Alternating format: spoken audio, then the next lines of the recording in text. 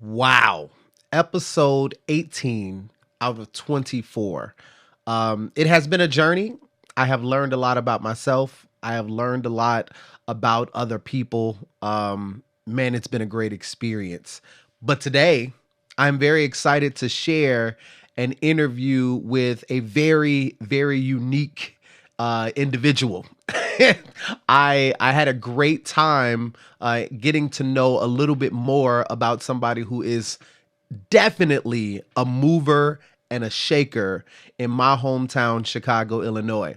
Now, I'd like you to believe that since I am about to interview a barber, that is why I have finally done something with my head. But that's not true. And I wish I was in Chicago so I could go and let him make me look better. But listen, all of that to say, I said this a while ago, the male genes in my family are really strong. All of my kids look just like me. And for as long as I can remember, I have been told that there is a resemblance between me and one of my older male cousins. Turns out that I met Larry at my cousin's wedding a long time ago.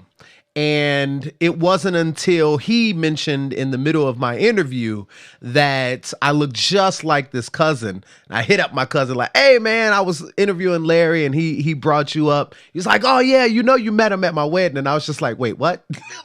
Put it all together. So the point I'm making is the world is super duper small, but I am excited to introduce to you a very excited, a very charismatic, a very driven, and a very successful individual in Larry Roberts Jr. I am Brandon T. Bailey, and this is Controversy.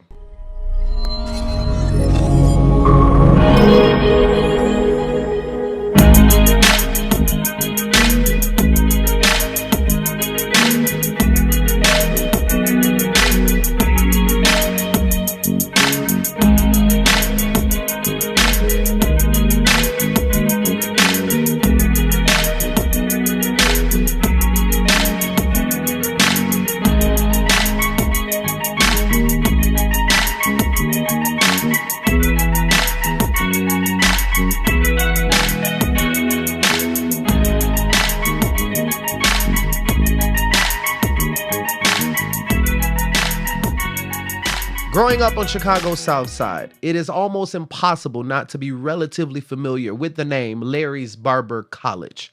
In 2004, Larry's Barber College opened its doors in my hometown, Chicago, Illinois, and now has multiple locations throughout the city.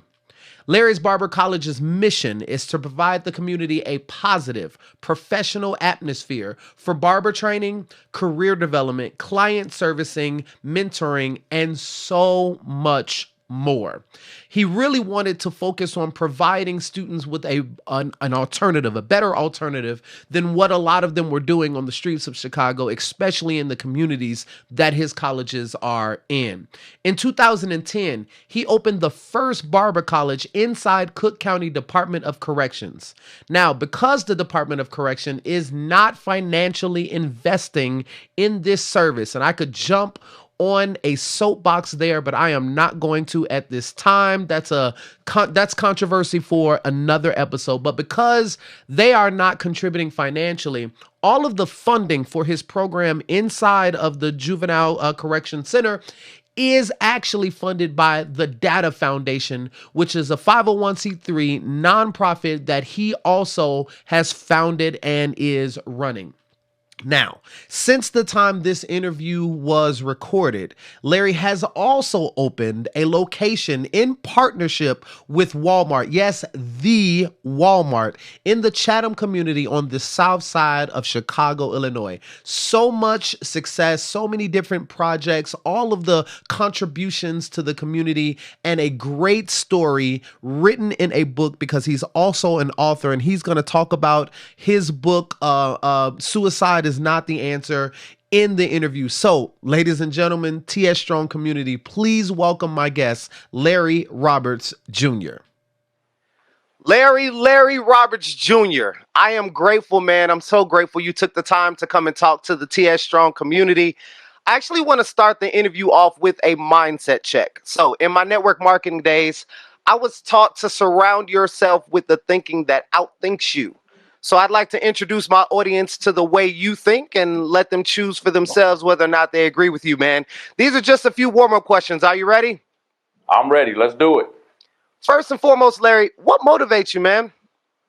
What motivates me? Number one, God. That's Yes, sir. that's the biggest motivator of all, man. You know what I'm saying? I mean, I give God His time every day, in the morning. But also, man, my dad. My dad is probably the biggest motivator in my life because I watched him all my life. Growing Yeah, up and just kind of watching how he moved around and how he worked and how he just kind of soared, man. So that's what motivates me, and it also motivates me to want to be the best that I can be for the people who's coming, of course my daughter, but the people who's coming after me. What can I give? What can I do? How can I be strong? And how can I have all my ducks lined up in a row to make sure, I'm not letting anybody down. I'm able to give my 2 cents. So absolutely, man. I can relate to that. I looked up to my dad a lot. A lot of this project came from my relationship with him and just kind of honoring his life after struggling with his death. So I can definitely appreciate that. Larry, do you have fears, and how do you manage them? I to be honest with you, man, growing up in church, I don't know if you can attest to this, but growing up in church, we were kind of taught that because I went to Church of God in Christ, right? So I Okay. grew up in Church of God in Christ. All right, we So gonna get into that now. you laughing like you know where I'm going to I know go. I know a So little maybe bit. it was kind of one of them situations where if you live like this will happen for you, right? Right. So I lived my life along those lines. But then I got older, and the things they told me would happen because I didn't go to the show, because I didn't do this, because I didn't curse, because I didn't drink, because I didn't smoke, because I didn't do this. These things weren't happening for me. Right. And I couldn't figure out what was going on, right? Uh-huh. So it was very discouraging for me because I got to a point in my life where I felt like, God must hate me. What have I done that's so wrong? I pay my tithes, I pay my offering, I'm good to people, I go to work every day, I do what I'm supposed to do. What's wrong with But me? what's wrong with me? Right. What's wrong with me, man? Right. And I have a few little sayings that I often say, man. You have to go through in order to get to, but how you deal with what you go through determines how you come out. And to whom much is given, much is required. I wasn't looking at it like that. I was just looking at it. I did work. Give me what I feel like is due to me. Yeah. But I wasn't looking at the fact that, God had to allow me to go through some things because had He given me in my early 20s what He's showing me and giving me now, there's a great chance that I would have messed it Oh up yeah. and I wouldn't have been able to regain it back, right? Oh yeah. So in between that time, I was very discouraged, but I wore it well. I got up every day, man, showered, put my clothes on, sharp as a tack, drove a nice car, smelling good, fulfilled all my obligations to everybody who I was obligated to, man, and I come back at home, man, and be balled up like in depression like a baby. You know what I'm saying? Ooh. So yeah, man. You sound like you can kind of Listen here. that's not I'm relating to so much of this story, and the very nature of this project is trying to help people that taught themselves to hide all of that, man. Like, right. yeah, we gonna get into it. I don't want to get too deep because you I you want starting to to yeah, open all up right, my some worms. This the okay. warm up. You're gonna take the people too deep, man. Okay. Let me ask you one more thing. Actually, one other thing in this reference. So, mindfulness right now is a buzzword. My question is, how do you use it? What does it mean to you, and how do you use it in your life? Being mindful. Yeah, what is Um, mindfulness? That so, it's kind of a so, buzzword in so this day and age. so mindfulness for me is that I don't take anything for granted, Right, right. and I have to consider in church again, and it's not such a bad thing, but it's just kind of where we were, and I think I posted something this morning. A lot of times we try and judge people, but us judging people is pretty much defining who we are. Yes. Who are we to judge people, right? Hmm. So I have to understand, the $78,000 it might cost me a month to pay bills, you know, versus somebody that it only may take $2,000 a month to pay bills. I can't discount their $2,000 because mine is 80 or 90,000. You see what I'm saying? Right, right. So with that being the case, I always humbly make sure people understand that, I think everybody have some sort of air about themselves, like little bitty air about themselves. I think we all have, man. Yeah. But I'm always humbled and knowing that without God, I can't do anything that I'm doing. I couldn't have done anything that I've did. And I feel like I'm mindful of people's situations, or I'm mindful of people's age. I'm mindful of people, of the fact that I don't ever want to make people feel like I'm better than them, Right. or they can't get what I have, or they can't get where I'm going. It's a team effort. I always tell my students in orientation, the only difference between me and you is that, hey, I'm the owner, and I'm teaching you how to get, where I've gotten, but where it won't take you so long, to get there, so to speak. So to me, I'm just really mindful of that, man. And I don't ever want God to take away from me, what he's given me by not being mindful of other people and situations, man. And I don't take any of that for granted, man. That's why I work harder to make sure that I'm able to maintain it and just keep going and going stronger. And I think the stronger you get, I think the more you have to sacrifice, I think. Yeah.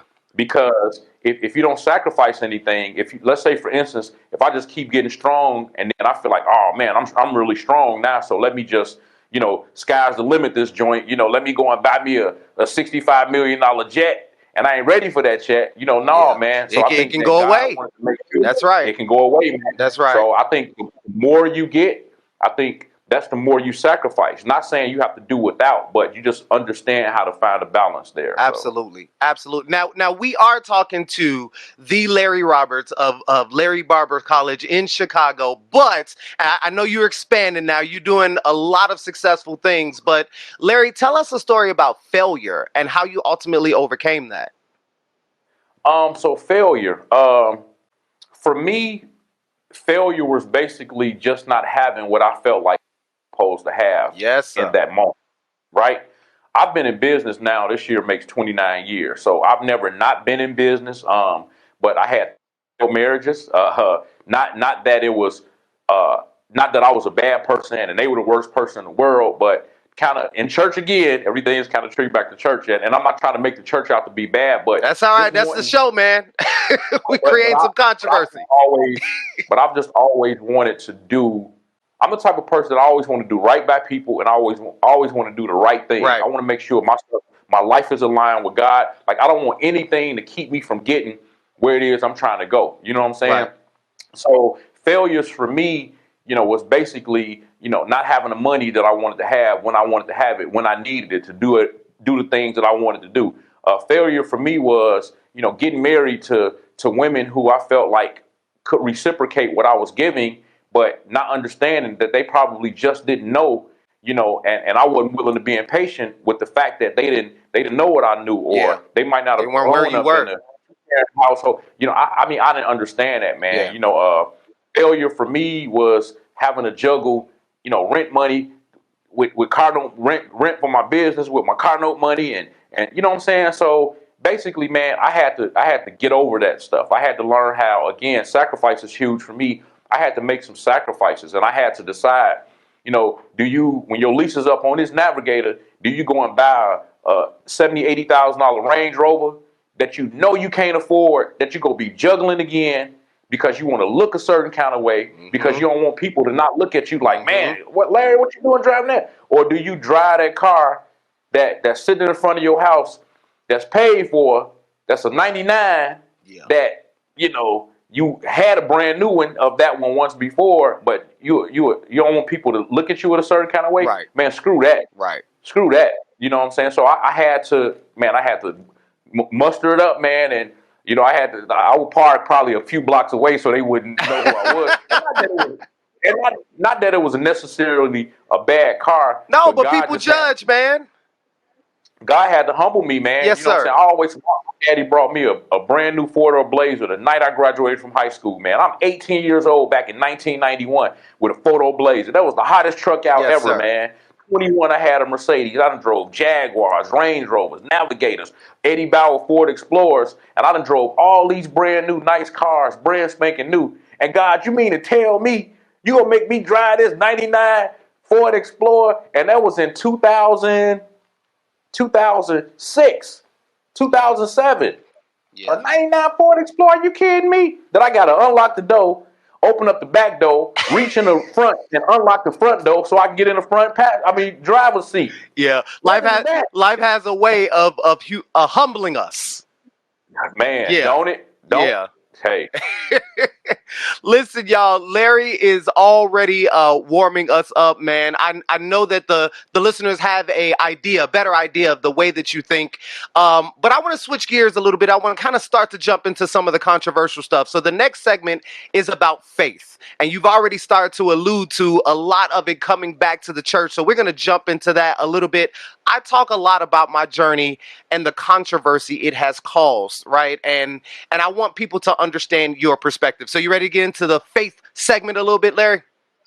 Let's do it, man. I'm ready. Let's get it. All right. So tell us your spiritual background and how faith has impacted who you are today and what you've been able to accomplish. Do you really want to know my spiritual background? Give it to us. Give it to us, man. We are the church of God in Christ. Okay, so that means that you church of God in Christ there. Hey, you done told off on yourself, man. So look, I had to so my grandma was a pastor. My daddy played the organ for all the greats, and that's where he met my mom in church. Okay. My grandma was the pastor, and I had to get saved every Friday night. Yes, sir. I had to get saved every Friday night, man. Up on the altar, save me, Lord, forgive me, Lord, because you had somebody working with you, one of the altar workers working with you. And then when they would walk away, I would sit down because I felt like, okay, I'm saved now, so let me go sit down. And they'll look around and they'll see that I still wasn't up on the altar. They say, "Little Larry, what you doing?" I say, "I'm saved." "No, you ain't. Get back up here." I'm like, oh my God. So what I would do is that when they walk away from me next time, I would gather enough spit in my mouth, and then I would put some spit on my cheeks, so then they can see me. They can think I was crying. So they're like, "Okay, son, you got something." And then that's how I was able to sit down. And then the next week, when my grandma and them said, "Okay, come on, y'all young people, come on up here to get saved," I'm like, "I'm still saved from last week." "No, you ain't. Get up here." I'm like, oh my God. So and then my grandma. So like, if I was on the drums, wow, like doing prayer and Terry service, if I was on the drums or the organ, like if I was playing drums, I was like, okay, that's my way of escaping having to be up on the altar this particular day, right? So my grandma would come over with her altar workers, and I used to cut my hair like 3-4 times a week religiously, right? So my gumby or my afro would be shaped real perfectly. So my grandmother would come over trying to put her hand on my head. I'd be playing the drums, and I'd be like, "Grandma!" And then she would literally take the whole bottle of oil and open the oil up and pour the oil down my head, bro. I'm like, you gotta be freaking kidding me right now. While he is playing the drums, can y'all see this? While I'm playing the drums, can y'all see this? Oh. See, all the Church of God in Christ people know exactly what you're talking about, but there are some people listening that have no clue how hilarious this scene is. Man, we was in church 4-5 days a week. Yes, sir. Church all day on Sundays, man. So, but it gave me a good foundation, man. You know what I'm saying? Like, I don't judge anybody, but to this day, I can't talk about smoking and drinking and getting high and selling drugs. I ain't never did none of that stuff. You know what I'm saying? My cross to bear was women. That's what I did. You know what I'm saying? Everybody got something. And I used to fight a lot. People took my meekness for weakness because I guess I was the church boy, so to speak. But, I quickly showed them that I wasn't no mark, if you will. Yeah. So, I can use these hands. I have no problem. And I'm a Taurus, so I'm true to my sign. So when I need to be a gorilla, I was a gorilla with it. You feel me? You know what I'm saying? But it taught me. Go ahead. But it taught me a lot of faith, though, man. I was prophesied to at a young age that I would be a successful businessman. When I was like little. And I just kept that in my mind, man. And I just believe that I speak it. You know what I'm saying? I speak what I believe and what I see and what I hear. And every day, man, hey, God, today's going to be the best day ever. And sometimes it ends up being the worst day ever, But I never stop speaking, and it says positive things. And I always pay my tithes, always pay my offering, always help people, always go to work, do what I'm supposed to do. And that's probably part of the reason why I would feel like, God, like when is it my turn? Yeah. Because I always attributed whatever I was going through. I would always try and see, okay, what did I do that made this happen? Or what did I do that made this happen? But, okay, if you got a BMW and you can only afford a Grand Am, but they come and repo it. Blame yourself because you knew you could only afford a Grand Yeah. Am. Yeah. So what told me, thank God I ain't never had a car repo or whatever, knock on wood. But it's still, we have to start taking accountability. We always wanted to put stuff on God, but we have to take accountability, man, for stuff that go on. You know what I'm saying? Yeah, you So know what, man? I talk a lot about like there was so much good in that church experience. Growing up in church, obviously that lays the foundation. And what you talked about is how life can kind of push you away. But one of the things that I took away from that is we learned to wear the mask in church. I mean, we learn this we wear kid that was mask, on bro. the altar faking crying to get out of the Yeah, situation. yeah, Like yeah, we learned how to pretend in the yeah. church. I could say everybody's testimony, man. Yeah. Praise the Lord, saints. Praise the Lord. Praise the Lord, saints. Thank God being here. Thank God being saved, sanctified, filled with the precious gift of the Holy Ghost. Yes. I don't see what the end's gonna be. And then my mama started telling all the business. Larry got caught smoking in school. I'm like, oh my God, ma, I Like, was not Ma, smoking come in school. on. Okay. And I tore his tail up. Like, why are you telling all my friends in church this, man? You know what I'm saying? Wow. Larry, Hey, that's what it was. Larry, was there a time where you ever lost that faith? I mean, like, especially growing up in church where it's so deeply rooted into you. Like, can you look at a time in your life where you started to kind of question some of those things? Man, there were times where I felt like, man, I'm just gonna live my life. I'm just gonna do. I'm gonna do what I want to do. Yeah. I never did that because I bet there was some but I fear think there. it was some fear there because I always feared like God taking His hand off me. You know what I'm saying? And it was kind of one of them things, man, where I had someone told me stop worrying about what you feel like you're doing wrong and just strengthen your relationship with God. When you strengthen your relationship with God, then the things that shouldn't be will soon dissipate, right? So what I learned is that, because I would always compare, like they out there selling drugs or those ball these people, man, they doing everything and they smoking cigars and they living life like this, thinking I know, like I know like I know their relationship with God, basically. And God had to tell me, like, man, look, I bless who I want to bless, when I want to bless them, how I want to bless them, and all of the other stuff that come along with it. So you or nobody else can tell me whether or not, because you don't know nobody's story, man. So God judges us from our heart, man. It ain't based on whether or not he smoking a cigar or he drinking a drink. It say in the Bible you can drink but not get drunken, but they never told us that scripture. They just told if you drink you going to hell. You know what I'm saying? I choose not to drink. I think it smell nasty. I think it, you know what I'm saying? It don't make no sense. Like, I don't want to be wobbling down and somebody take all my money out of my pocket because I'm drunk. But anyway, so man, I just I'm not missing that. But when I became an adult, then I just consciously made decisions for myself that I chose. I don't judge anybody else, but I don't want to do anything that's going to interrupt my peace, period. Because you have people, I tell people all the time, man, let's just say, for instance, if people smoke blunts, right? If the law says don't have it in your car or whatever that says, then don't have it in your car. Do it when you get home. So I feel like if you can't obey the rules and regulations because you that thirsty, so you telling me you in the car rolling the blunt, your girl pumping the gas.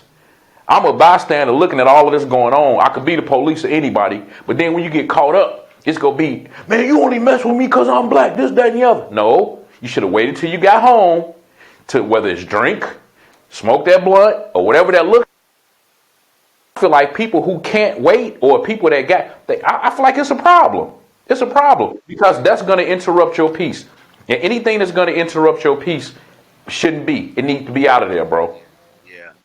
All right, folks. Larry he's sharing some good stuff, man. Some good life advice, some good background information. But I want to switch gears a little bit. So, Larry, we've talked about faith, but now I want to talk about feelings. So this is much often harder for people to actually talk about. And this is where Brene Brown's teaching on vulnerability comes in handy. So although this can get a bit messy, I think it's really important for people to get different perspectives, and I think they'll benefit from hearing yours. So are you ready to get into feelings a little bit? Man, let's talk about feelings, man. I don't Let's care about do nobody's it. feelings. Right. Exactly. I'm from Chicago. You know what I'm saying?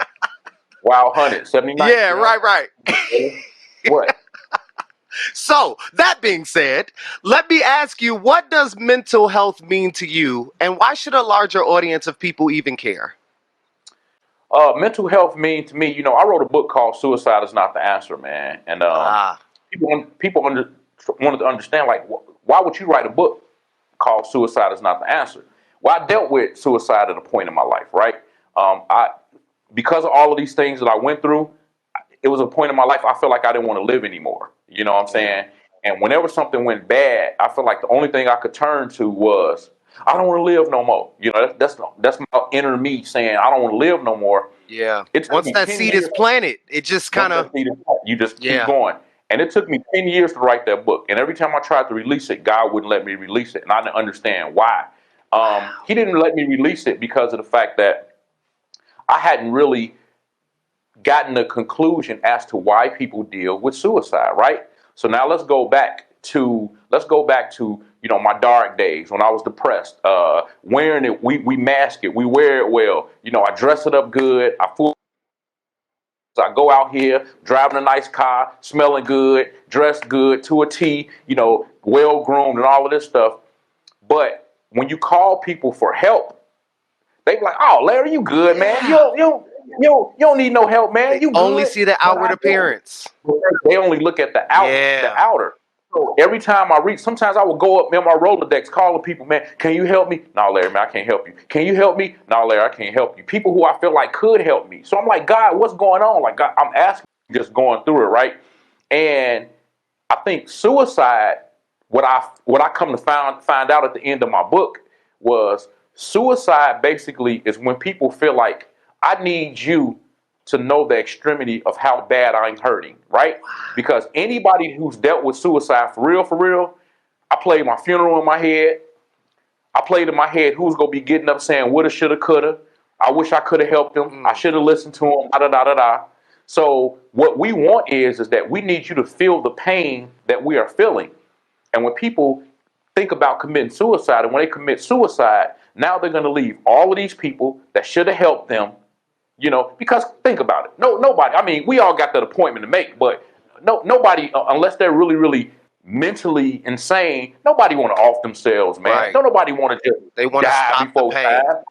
Right, but Yes. they want to stop the pain, bro. Yes. So that's why people deal with suicide. And God didn't let me release that book until after I feel like, oh, this is why people deal with suicide. So I didn't need to write all of this stuff in my book and not have an answer to why you do. So suicide, that's not even on they ain't even on my plate no more, bro. Like Wow. I never because I talked about being molested as a baby. You know what I'm saying? I talked about womanizing. I talked about, how it was a trickle effect, how this caused this to happen, me not knowing how I could have went this way and Yeah. all of these different things.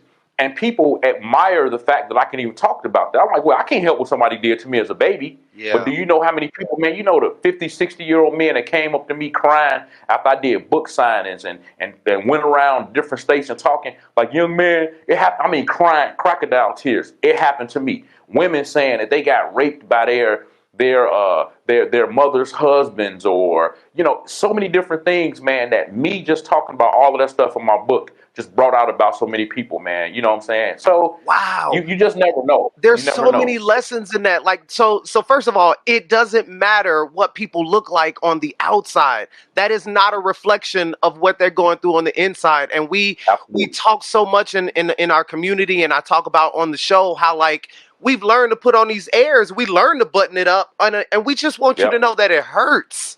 Like, Yeah, it and hurts. one of the things I picked up And as an you need educator. people to believe you. And you need people to Yes, believe you. yes, I went and got help, man. I went yes, and sat down because I didn't know that I was hurting. I had no yeah. clue. I used to throw clippers at my barbers, man. I used to break windshields with my fists. I used to put holes in walls with my fists, man. Every time I was always defensive and jumping this, that, and the other. And man, when I went out and sat down and talked to somebody, they had me go all the way back to the beginning, man. Okay, come on, let's Yes. start here. And they say, Yes. aha, this is what it is. You got to deal with this in order to be able to get here, deal with this and so on and so forth, man. And that's what I did. And it's okay to go. It don't mean I'm crazy. Like when I actually had to, because I dealt with it. So I actually was in a hospital, in the psych ward, Come and the on. doctor came, the psych ward came and sat down with me. I mean, Wow. the doctor came and sat down with me. He was like, yeah, man. So what's going on? What's happening? I said, man, I tell you what, you write me a check for $100,000. I guarantee you, everything I'm going through will disappear. It'll go Because we away. think it's about the money, right? Right, but it's like they want to give you medicine. They quick to give you medicine, man. And I mean, you ain't great. Give me something I'm great to be dependent on. I'm not crazy. You know what I'm saying? And God, I'm praying for the people who may have some mental issues, but I knew what my issue was. But I needed to be able to sit down with somebody and talk with them who could understand what I was dealing with and what I was going through, versus them just saying, "Okay, let us prescribe you some medicine. You better not give me no medicine. Write me a check for $100,000. That's the medicine that I need right there, and I'll be just fine." Wow. So there was something you just said that reminded me of a quote that I gave in the last episode, and that's that we have to treat the problem but focus on the healing. Larry said he had all of this stuff, started writing the book, but couldn't even get it out. Like, you can't get to the point where you're sharing until you have fully addressed the problem. And so Yeah. many hurting people, they not ready to deal with the pain, so real healing can never come. Look at the success Larry's been able to accomplish because he dealt with it and They sought help. babysit, they babysit the problem, but they won't deal with it. Yes, yes. And listen, for those of you out there who want real healing, you got to deal with it. I love it. And that means anything is possible after that, but you got to address it.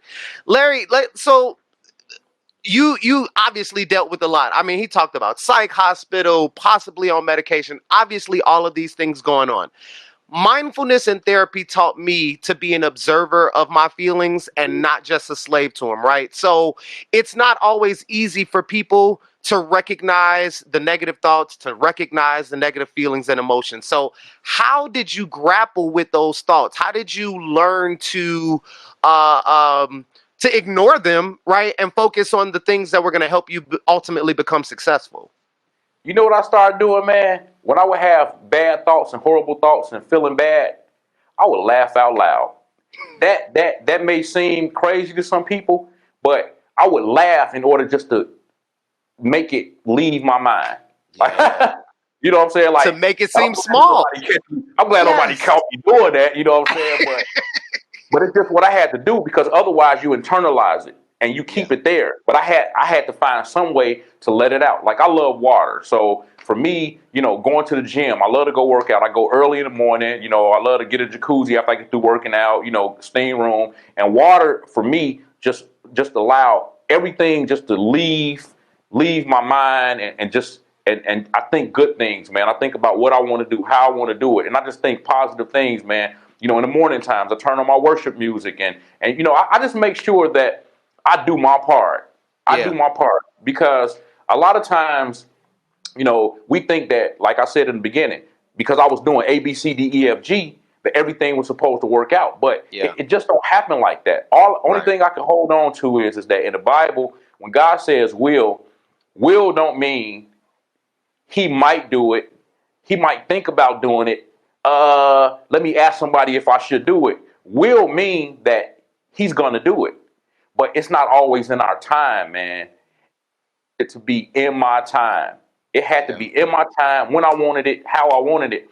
But again, man, like, it don't, like, you remember them whoopings we used to get. Like, you ain't go, it ain't gonna feel good to you, but you appreciate it later, man. That's how I feel about everything that I've had to go through. So these little I gray had to hairs I become a got, parent before I understood that, man. I didn't want to hear man, that you back hear me? then. You hear me? I didn't want to Man, hear that. Why so these you little hold gray, my arm and tearing my butt up? yeah, man, my father can grab me. He only gave me a couple whoopings in my life, but hey, he grabbed the Yeah, corner of that boy. arm, doc, and it was a wrap. So I can appreciate these gray hairs I got on the side of my Yes, head, and sir. my little red hair, man, because of the fact of I don't want to go back there no more. Do it. It Yes, don't sir. feel good, bro. So, and then because it don't feel good, I don't want to do anything that would possibly make me have to go back there. So Right. that's what I mean by the sacrifice. And that means, so the stronger I get, it doesn't mean that I'm supposed to just get buck wild. I feel like the stronger I get, the more God give me. That's reason for me to hold it together even tighter. Yeah. Humble myself even more. Make sure that I'm solid, because of the fact that I don't want God to ever take his hand off me, man.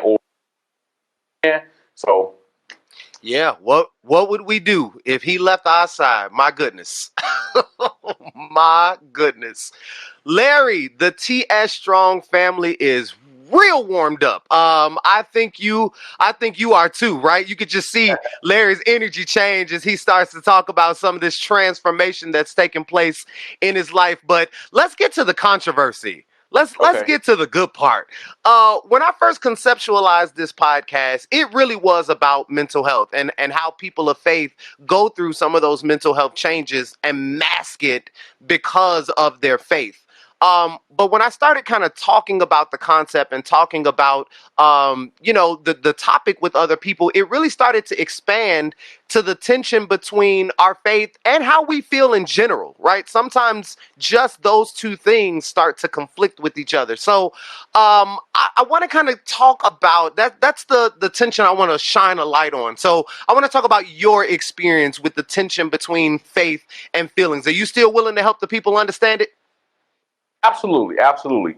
So controversy, man. I feel like the controversy in it basically was number one. I knew that I couldn't be a hypocrite. To Right. me, that's important, right?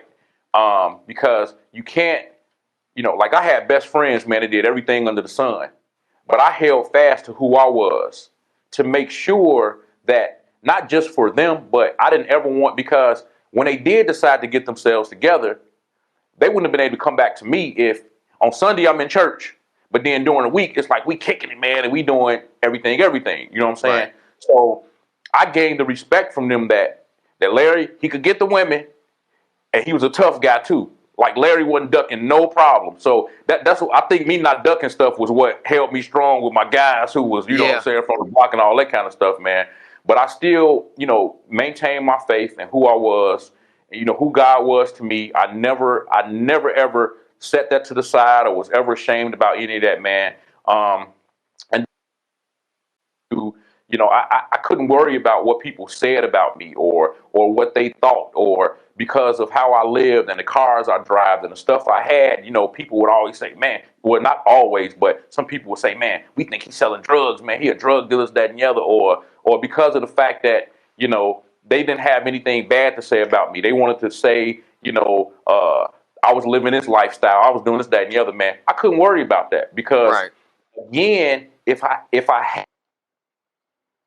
then it could have took me to a place where I could have did something stupid, ended up in jail, or I could have did something that I regret. I might have said that I might regret. And a lot of times, man, the enemy, a lot of people, don't realize this, man, but the enemy have a way of setting you up to fail, and you just can't fall for it. That's why Yeah. we have to. Can't fall in That's that why we pit. have to stay. We have to stay in the Word of God, man. And I'll always say this because I never want to on anyone and their faith and what their belief is, man. So, I don't believe in religion.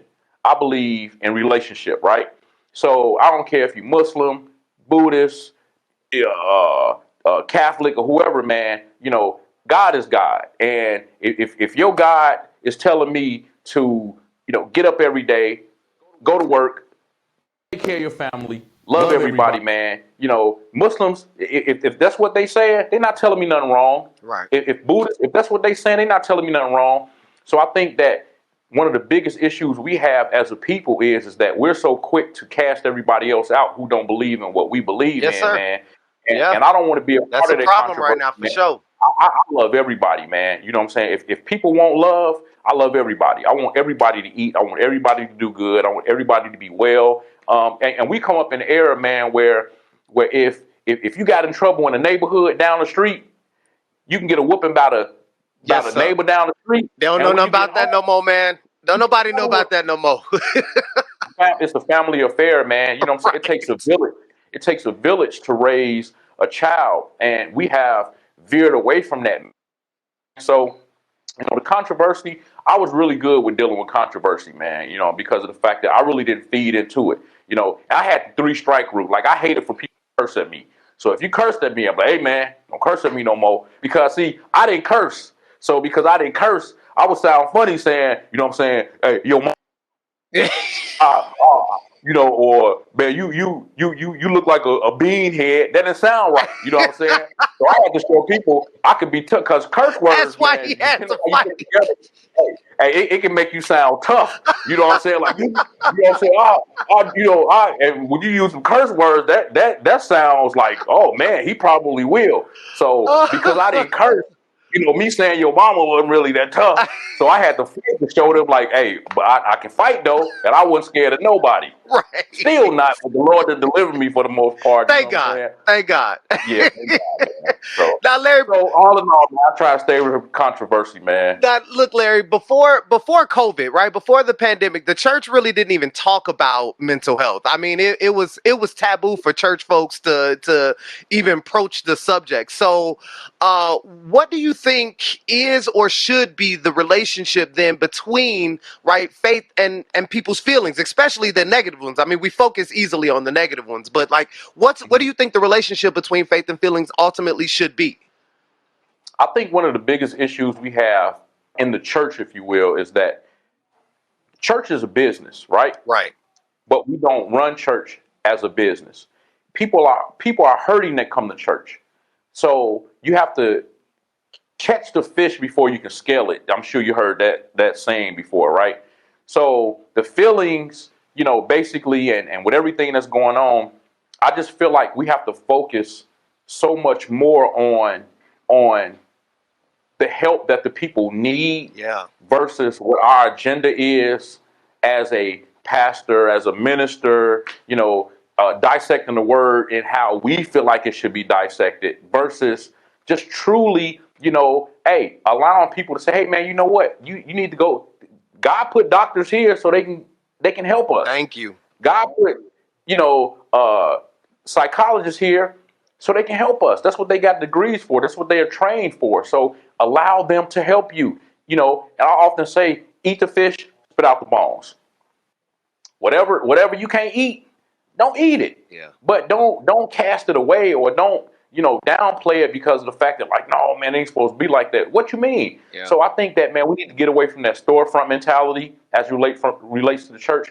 And we got to run it like a business, man. It's a business, not taking anything spiritual away from it, not taking God out of anything because the word will never change, man. But we have to be business about it. And God talks about that. He talked about excellence and he talked about doing things the way it should be done, man, decent and in order. Yeah. Now, as a person of faith who went through some big challenges, you understand that church folks are afraid to go get that help, right? The stigma around having struggles with mental health is real bad. How did you like push yourself to go get that help? Because I think that's one of the biggest barriers that people of faith in particular have in getting the treatment and getting the help and seeing the doctors that, will ultimately help them deal with their situations. What was it that kind of pushed you to go and do that despite the stigma? Well, I'm my own man, so I can care less what somebody think about me. That's Okay. first of all. Second of all, I research, I study. I'm always looking at, things that inspire me. I'm always looking at how can I get better. Like this 2021, I'm probably somewhere in 2030 something already, man, with my ideas, with what I want to do, how I want to do this, that, and the other. And I just figured like I need some help. I need some help. Going to sit down with your mom or your dad and say, okay, well, you go be okay, son, and this, that, and the other. That's different than sitting down with a clinical therapist or sitting down with a professional, somebody who's trained to, look at To different signs, understand. look at Yeah. different signals, and to help you to go back and rewind the time That's right. that your parents may not know to do because they don't know what's going on. All they know is that they did the best they can. They raised you the best way that they can, all this kind of stuff. But at some point, man, we have to start taking accountability for ourselves, man. We're not children anymore, right? Yeah. So if you want to be better, you got to get help in order to be able to do better. And I wanted to do better, man. So that's what you do. It's almost like a credit card. Like if I got a $10,000 credit card that's maxed out, and and I get the money to pay it off, but then I use it again and again. It's like, come on, man. They're like, so you didn't get a lesson in that. You didn't learn a lesson in that because you got the money that you begged for to be able to pay it off, but then you used it right back again. You know what I'm saying? Yeah. So with that being the case, man, it's like, I had to make sure I learned my lesson in things. in order to be able to gradually move up to, because this is a microwave day age, bro. Yeah, So they want everything right everybody wants away. things right away, man. Yep. Like this, and I always use, for example, like pizza, right? Man, ain't nothing like heating that oven up and in the oven from the day before, because it's gonna have a crisp on there. It's gonna have that vibe from the day before on there. But you pop it in the microwave for 2-3 minutes or 4 minutes or whatever, man. The Terrible. cheese is gonna be bread gonna be soggy. The cheese gonna be sticking to the plate if you don't get it off there quick enough. It Yeah. ain't gonna have that crunch to it, So I'm over the microwave day age stuff, man. You know what I'm saying? It may take a little bit longer in the oven, but it's gonna taste better, man. The impurities will be out even more, and I just kind of govern my life around that, man. And I play chess a lot too. Like, I love stuff like chess. Strategy, man. I play strategy. I love every day, bro. I play word games. And I don't use like the help that they give you. I play stuff like Who Wants to Be a Millionaire, and I play Words with Friends, and I play other different word games, wordscapes, and chess. Because in chess, what people don't realize is that you can make one wrong move in chess, it could cost you the game. But if you understand how powerful the pawns can be any piece that you want the pawn to be. But a lot of people be afraid of losing that queen. So what chess teaches me is slow down. Stop being so quick to make a move before you look at the whole board to see what move is it that you need to make. So I play that in order to help me to kind of make certain moves in my life. I love it, man. Now let me ask you this: are you still active in the Church of God in Christ? Am I still at, man? It's in my blood, man. I don't wear white suits. Got to be born. Yeah, I don't wear white suits on Sundays no more, man. On first Sundays no more. I don't do that stuff no more. And I don't have to wear a suit every week, because by the time I get done playing drums, man, my clothes be soaking wet. So, I done got away from a lot of that stuff. We couldn't wear earrings, or you had to wear socks and had to wear a tie. Yeah. Nah.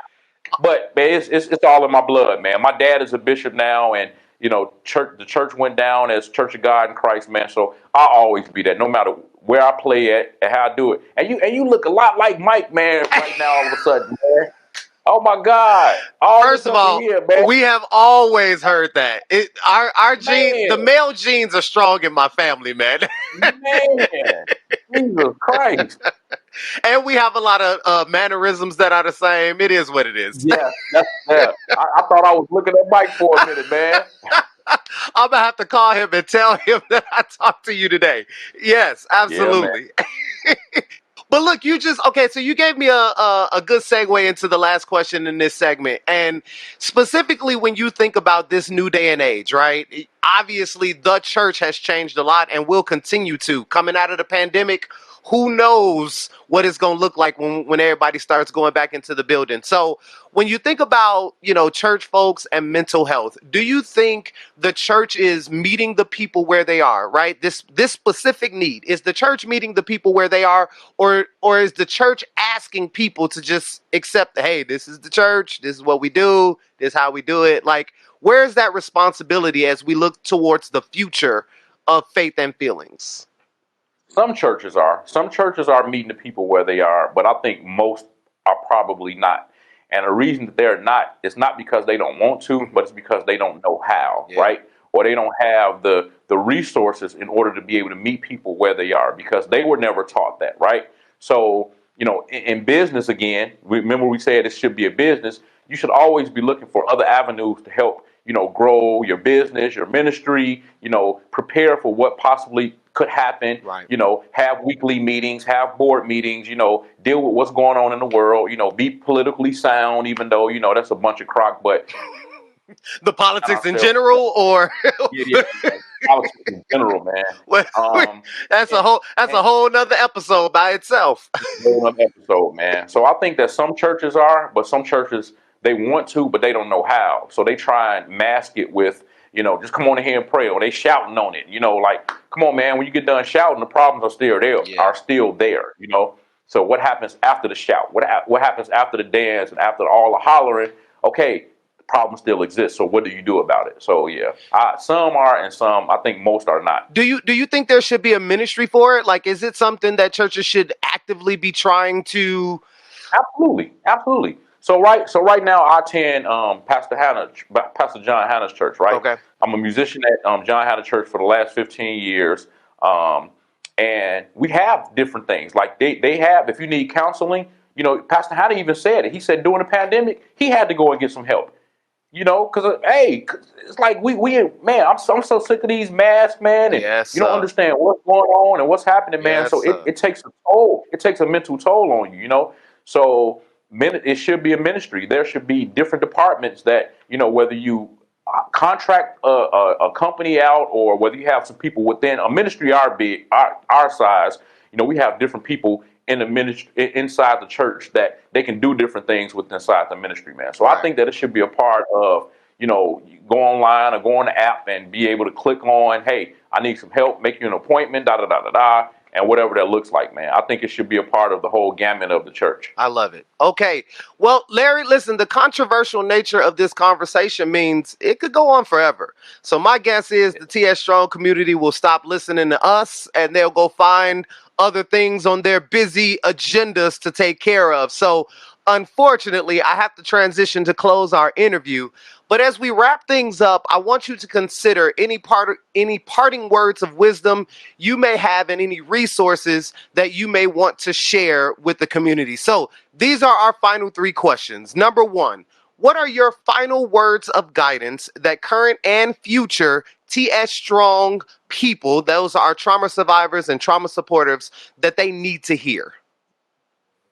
So there are 2 sayings that I always say now, and I have to put that out there for people to hear it. But we have to make sure that we don't allow our gift to take us someplace that our character can't handle. Ooh-wee. And you have to go through in order to get to, but it's how you deal with what you go through in the middle. It's how you come out. So I think that that's very, very important for us to consider as we move forward in life. I like the one. So go back to that first one for a second. I know this is my wrap up, but I want to hear that one again. So say that first one more time. That was powerful. We have to make sure that we don't allow our gift to take us someplace that our character can't handle. And if I can just break that down, pretty much just meaning, Please. I kind of came up with that because, just because you're a professional barber and celebrity barber and you're very good at what you do, your character may not be able to handle that gift. So you may be great, but your character, meaning you're always late, come in smelling like weed, pants always hanging down, you're not well groomed, you cursing every other word, you're not mindful of the children, you're not mindful, you know what I'm saying? So that gift and character thing can be really huge because if your character don't align with your gift, it can cause you to miss out on a whole lot of things that people, when they look at you, when you do an interview and they say, okay, let me go look on Facebook, let me look on Instagram and see what type of person they Yeah. are. Your character don't align. You know what? We already hired somebody. We're so sorry because of the fact that we hired somebody, but when you don't know that they seen you partying the night before, which yeah, they may be judging because they don't. But again, your character would have told you, man. You know what? I can't post this on I my can't social do media. that. Yeah. Let me do this, under, or whatever. It'll shut Need to down know your that. whole purpose. Shut Yes. down your whole purpose, man. I So love that's it. gift and character huge. Yeah. That's good. So I know that you mentioned that you actually wrote a book. Are there any other books or resources that are relevant to this topic that you think people need to check out? Um, Not really sure what other books that I think that is relevant to the topic of suicide and suicide not being the answer, because I really hadn't, that deep into that. But my book is called "Suicide Is Not the Answer." You can find it on Amazon.com, on Kindle, and you can actually order the book. But that's pretty much all I can say about that topic. So to speak. Absolutely. Listen, I'm going to actually link to it in the show notes page so you guys will just be able to scroll down if you are watching the episode on BrandonTBailey.com. Scroll down, click on the link and purchase Larry's book. I'm sure that if you have been struggling with this, with the topic of suicide, that it will be a blessing to you. Larry, last question. Are you working on anything, I know you are, that you want us to check out that can support your message and your mission? Well, actually, I have a non-for-profit that is called. So, I own Larry's Barber Colleges, which I'm very grateful of. I've been cutting hair for 35 years, man. I'm a celebrity barber.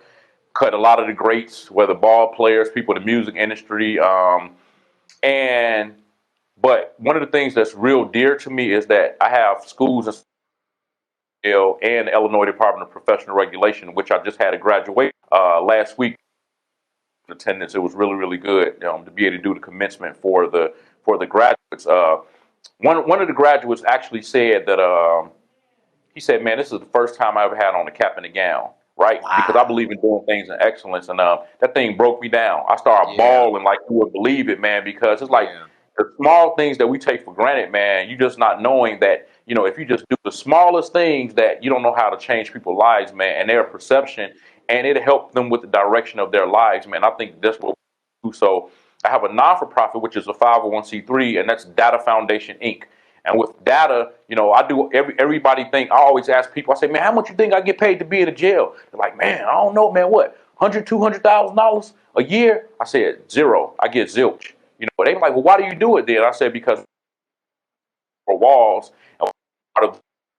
So I believe that God will help sustain me and help give me a thing that I need, part of an alternative to violence. And even with the juveniles, let's cut them off before they even get to, the bigger penal institutions, so to speak, man. So with Data Foundation, we will take donations in order to help us. We have housing. I have dormitory housing, to help with the veterans and so on and so forth. So Data Foundation, if people want to donate, they can go to my website, datafoundationinc.org, and they can make a donation there.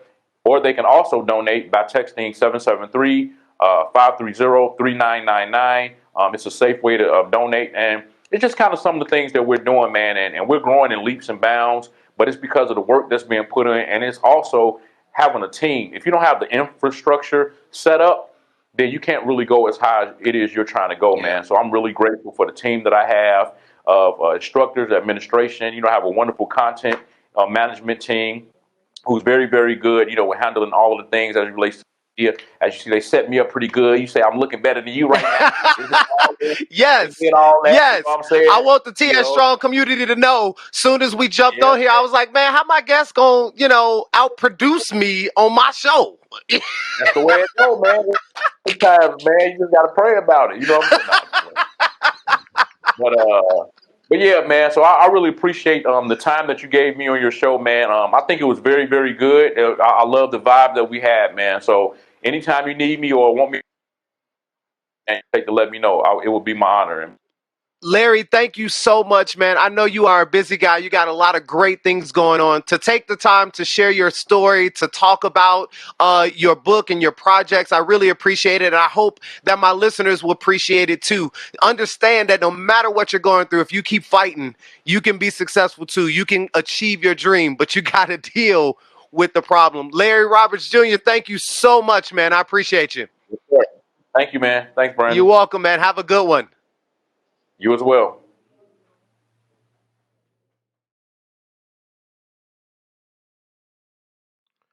Trauma survivors, trauma supporters, to all of you, the TS Strong community, thank you once again for listening to or for watching another episode of the Controversy Podcast. I don't know if you are jumping in for the very first time or if you are a return listener. Either way, we are more than halfway through the season 1 now, and I am very, very excited to have you as a listener. So whether it's your first time or you are a returner, I'm going to ask you to please click that like button, click that share button, subscribe, rate, and review the show. We are actively working on season 2, getting ready to share some new content, working on some new strategies and other ways to engage our community. So I look forward to reading some of your comments. I look forward to hearing some of your feedback and making the show an even more engaging place for all of you trauma survivors, trauma supporters, and people who know what it's like to struggle with, to deal with issues of mental health. Now, if you are not already a part, I'd like to invite you to the community on Facebook. It is called A Safe Place, where trauma survivors and trauma supporters are gathering to share resources, to share ideas, and to share testimonies about the things that we are all going through, that we have all been through, and supporting each other on how we can make it to our next level. So I look forward once again to seeing you around the community. Thank you guys once again for checking out the show, and I hope to see you again next time. Peace.